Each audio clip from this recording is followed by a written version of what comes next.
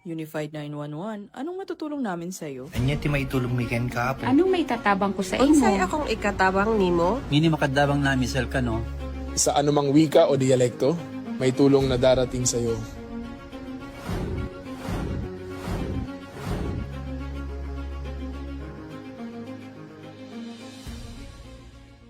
Lilingkod sa bawat Pilipino at magbibigay ng tamang impormasyon para sa tahimik at maayos na Pilipinas. Police News Network, alagad ng batas, tagapagtaguyod ng balitang pulis, sandigan ng mamamayan, patnubay ng katotohanan. La Campo Crame, maghahatid ng pinakahuling kaganapan at nagbabagang balita. Ito ang PNN Police News Network. At ngayon, ang inyong mga tagapagbalita. Magandang araw, bagong Pilipinas. Ako ang inyong alagad ng batas, tagataguyod ng Balitang Pulis. Maghahatid sa inyo ng tamang balita, kwento ng pulis at serbisyo para sa mamamayan. At ito ang PNP News Online. Ang pangunahing balita ng Police News Network, alagad ng batas, tagataguyod ng Balitang Pulis.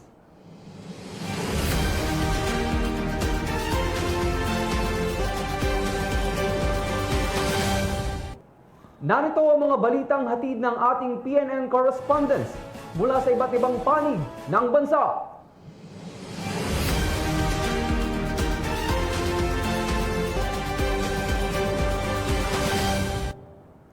Kalibre 38 at ilegal na droga ang nakumpiska matapos ang pagsisilbi ng search warrant ng mga otoridad sa Calapi, Bohol.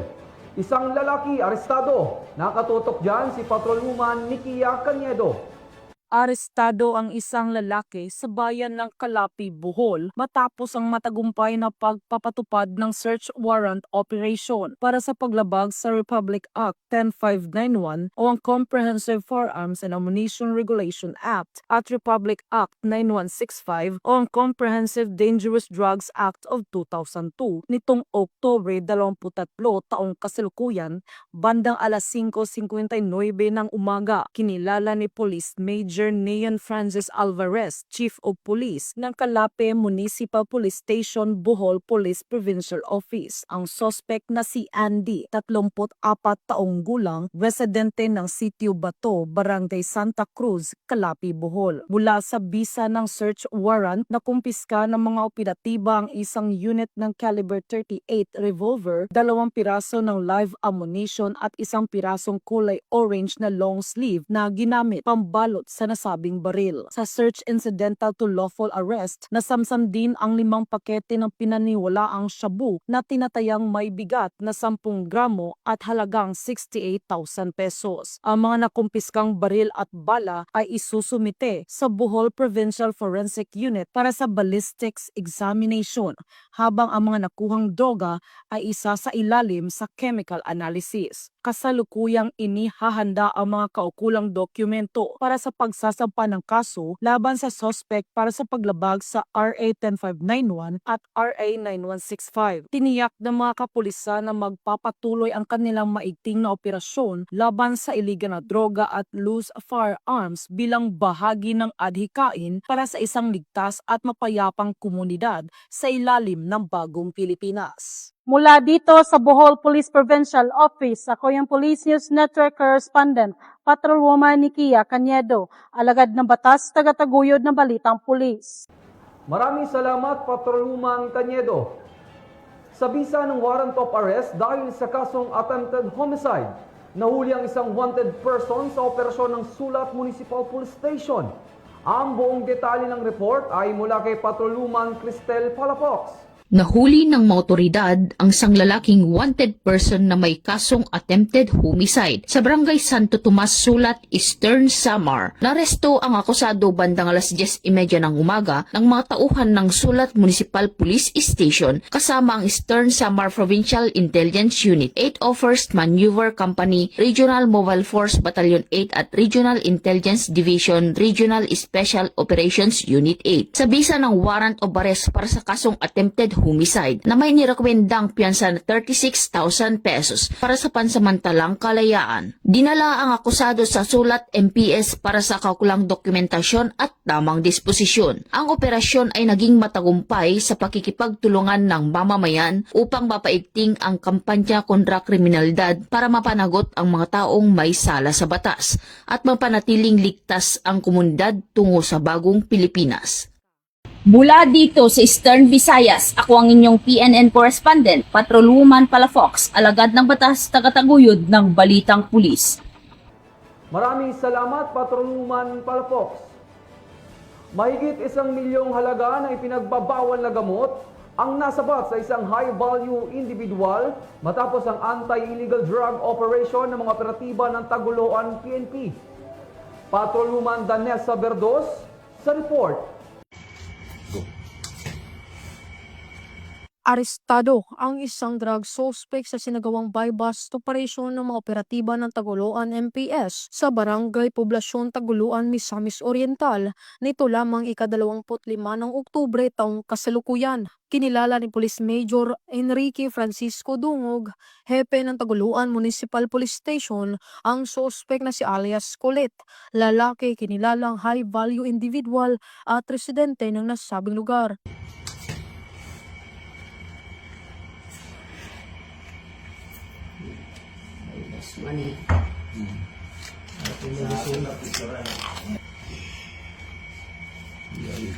Sa ikinasang operasyon ng mga operatiba ng Tagoloan Municipal Police Station ay nagresulta sa pagkakakumpiska ng mga pakete ng hininalang shabu na may bigat na 150 na gramo at may standard drug price na 1,020,000 pesos at isang 500 peso bill na ginamit bilang buy-bust money. Nahaharap ang suspect sa kasong paglabag sa RA 9165 o Comprehensive Dangerous Drugs Act of 2002. Mula dito sa Police Regional Office 10, ako ang inyong Police News Network correspondent, Patrolwoman Danessa Verdos, alagad ng batas, tagataguyod ng Balitang Pulis. Maraming salamat, Patrolwoman Verdos. Butuan PNP tiniyak ang seguridad at kaayusan sa pagbisita ni President Ferdinand Bongbong Marcos Jr. sa Butuan City. 71 patient transport vehicle ipinamahagi. Magbabalita dyan si Patrolwoman Karen Malilin. Naging mapayapa at maayos ang pagbisita ni President Ferdinand Bongbong R. Marcos Jr. sa Butuan City matapos may patupad ng Butuan City Police Office ang maigpit na seguridad sa rehiyon nito lamang ika-24 ng Oktubre taong kasalukuyan. Sa pangunguna ni Police Colonel Romel D. Villamor, City Director, nagdeploy ang Butuan City Police Office ng sapat na puwersa at nagsagawa ng koordinasyon kasama ang Presidential Security Group, Armed Forces of the Philippines, City Traffic and Transport Management Department at iba pang ahensya upang matiyak ang zero incident sa pagbisita ng Pangulo. Ang pagdating ng Pangulo sa Caraga Region ay kaugnay ng turnover ceremony ng 71 PCSO patient transport vehicles na ipapamahagi sa iba't ibang probinsya sa Caraga at Davao Region. Ayon sa Butuan PNP, patuloy nitong paigtingin ang seguridad at pagpapanatili ng kaayusan sa lungsod, lalo na sa mga aktibidad na may kaugnayan sa pambansang pamahalaan at publiko. Mula dito sa Police Regional Office 13, ako ang iyong PNN correspondent, Patrolwoman Karen A. Malilin, alagad ng batas, tagataguyod ng Balitang Pulis. Maraming salamat, Patrolwoman Malilin. Aabot sa 624 personnel ng Southern Police District ang nakibahagi sa isinagawang showdown inspection ng Civil Disturbance Management Contingents upang mapanatili ang kaayusan sa paparating na 2 trillion peso march ngayong darating na Nobyembre. Patrolwoman Reyna Joyce Dalire, ibalita mo. Pinangunahan ni Police Brigadier General Randy Arceo, Acting District Director ng Southern Police District, ang showdown inspection ng Civil Disturbance Management Full Contingents at Operational Readiness Check na ginanap kahapon lamang October 26, 2025 sa SPD Grandstand, Taguig City. Layunin ng aktibidad na masuri ang kahandaan ng mga personel ng SPD sa pagpapanatili ng kaayusan at kaligtasan ng publiko, lalo na sa nalalapit na pagtitipon ang 2 trillion peso march ngayong November 30, 2025. Sa naturang inspeksyon, ipinakita ng mga contingents ang kanilang disiplina, kahandaan sa kagamitan at koordinadong kilos. Ayon sa ulat, kabuuang 624 personnels ng SPD ang lumahok sa showdown inspection. Kabilang dito ang mga espesyal na unit gaya ng drone operators, medical team, investigation team, forensic team, SWAT, EOD, arresting team at CDM contingents. Ipinamalas ng aktibidad na ito ang mataas na antas ng disiplina, pagkakaisa at kahandaan ng buong pwersa ng SPD sa pagtupad ng kanilang tungkulin na protektahan at pagsilbihan ang publiko. Pinatutunayan nito ang patuloy na pagsasabuhay ng serbisyong mabilis, tapat at nararamdaman, isang uri ng serbisyo pulisya na matatag, makatao at may malasakit sa kapwa. Sa kanyang mensahe, ipinaalala ni PB Jen Arceo sa lahat ng personnel na nakilahok na panatilihin ng maximum tolerance, igalang ang karapatang pantao at isabuhay ang profesionalismo. Binanggit din niya ang kahalagahan ng mental at physical preparedness, gayon din ang tamang paggamit ng mga kagamitan at resources upang matiyak ang maayos, epektibo at disiplinadong police response. Gayon din ang tamang paggamit ng mga kagamitan at resources upang matiyak ang maayos, epektibo at disiplinadong police response. Mula dito sa Southern Police District, ako ang inyong PNN correspondent, Patrolwoman Reyna Joyce M. Dalire, alagad ng batas, tagataguyod ng Balitang Pulis. Maraming salamat, Patrolwoman Dalire. Aabot sa 2.1 milyon na illegal na kontrabando na naglalaman ng illegal na mga sigarilyo ang nasabat sa checkpoint ng mga otoridad sa Nueva Vizcaya. 38 anyos na suspect arestado. Magbabalita dyan si Patrolwoman Micheline Balyada. Arestado ang isang driver ng van matapos masabat ng mga otoridad ang tinatayang 2.1 milyon halaga ng kontrabandong sigarilyo sa isinagawang checkpoint operation sa barangay Nagsabaran, Diadi, Nueva Vizcaya nito lamang ika-25 ng Oktubre taong kasalukuyan. Ayon sa ulat ng Nueva Vizcaya Police Provincial Office, umabot sa 53 kahon ng Bon International Cigarettes ang nakumpiska mula sa suspect na kinilalang si alias Edgar, 38 anyos sa residente ng Capas, Tarlac. Ang operasyon ay pinangunahan ng 2nd Maneuver Platoon, 1st Nueva Vizcaya Provincial Mobile Force Company sa pamumuno ni Police Captain Marvin De Coling, katuwang ang Diadi Police Station at Provincial Intelligence Unit. Pinahinto nila ang isang Mitsubishi L300FB closed van na may plate number NKQ 4665 para sa inspeksyon. Nang buksan ang van, napansin ng mga operatiba ang isang bahagyang nakabukas na kahon na naglalaman ng mga sigarilyo. Nang tanungin ang driver, inamin nitong mga sigarilyo ang kanyang dala, ngunit nabigong magpakita ng anumang dokumento na nagpapatunay sa legalidad ng kargamento dahilan upang siya ay agad na arestuhin. Sa pahayag ni Police Colonel Bomitivo, binigyan diin niya ang operasyon ay patunay ng dedikasyon at mahigpit na pagtutok ng Nueva Vizcaya PPO sa pagpigil ng iligal na kalakalan, partikular sa mga produktong tabako na nakasasama hindi lamang sa ekonomiya kundi pati sa kalusugan ng publiko. Mula dito sa Lambak ng Cagayan, ako ang inyong Police News Network correspondent, Patrolwoman Balyada, alagad ng batas, tagataguyod ng Balitang Pulis. Maraming salamat, Patrolwoman Balyada. Nasa kote ng Parañaque PNP ang dalawang lalaki matapos makumpiskahan umano ng shabu sa ikinasambay bus operation sa lungsod. Nakatutok dyan si Patrolwoman Mika May Bahiwag. Arestado ang dalawang individual sa ikinasang bypass operation ng Pasay City Police Station dakong alas 6:45 ng gabi sa David Street, Barangay 23, Zone 2 sa Pasay City.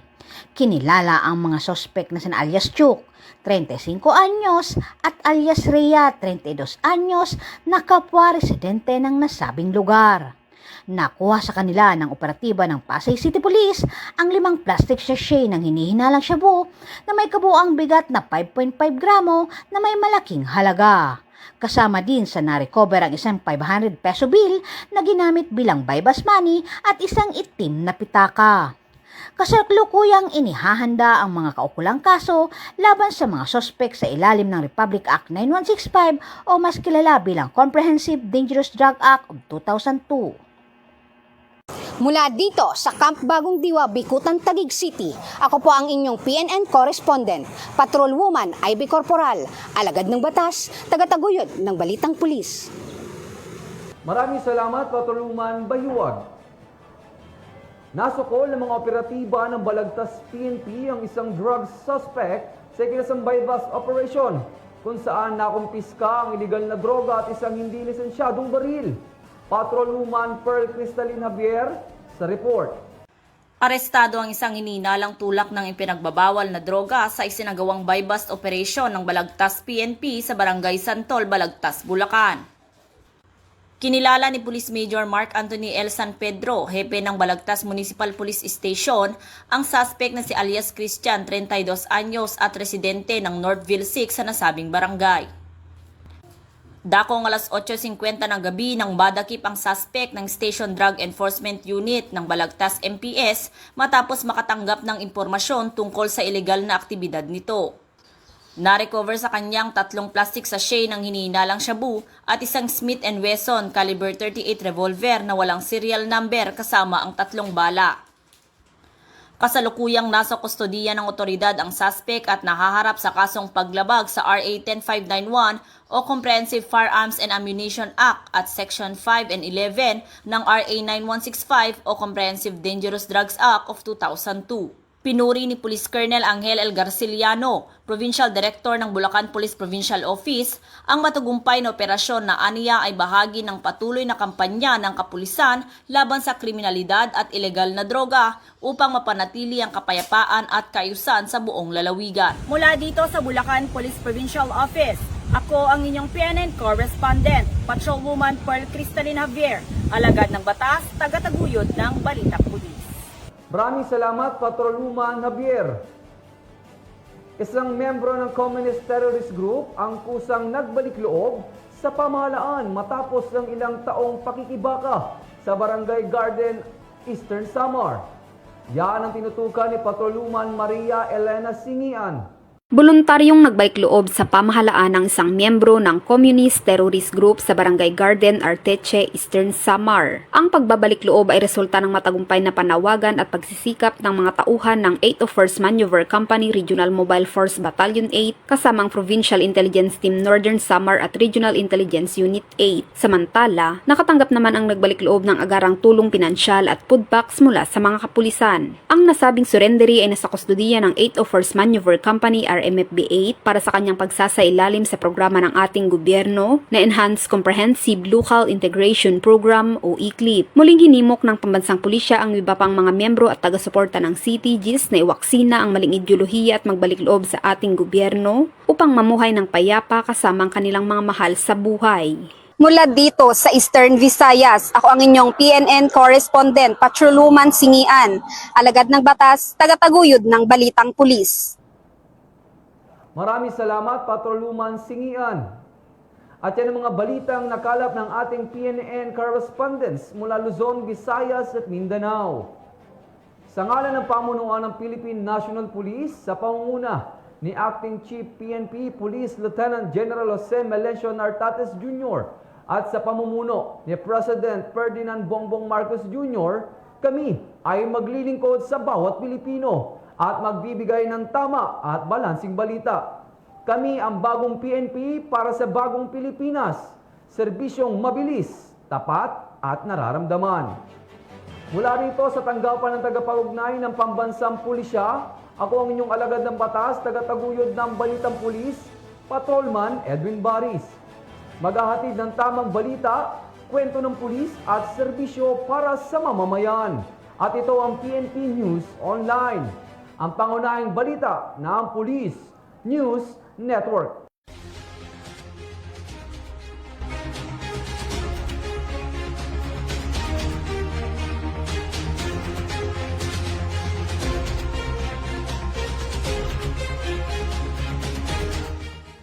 Police News Network, alagad ng batas, tagapagtaguyod ng balitang pulis.